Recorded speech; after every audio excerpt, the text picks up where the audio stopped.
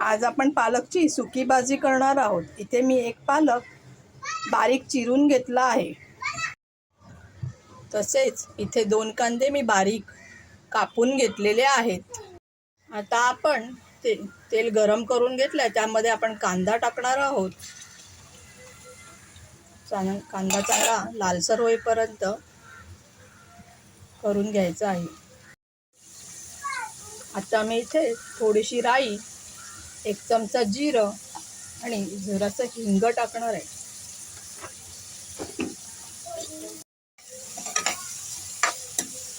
कांदा चांगला लालसर होऊन द्यायचा आहे।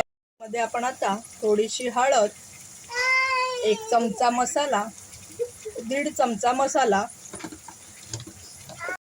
चवीपुरतं मीठ टाकणार आहोत। आता आपण याच्यामध्ये पालक ॲड करणार आहोत। पालक चांगला आपण मिक्स करून घेणार आहोत आणि शिजू देणार आहोत। अशा प्रकारे आपली पालकची भाजी रेडी आहे। आवडली असल्यास लाईक, शेअर, सबस्क्राईब करा।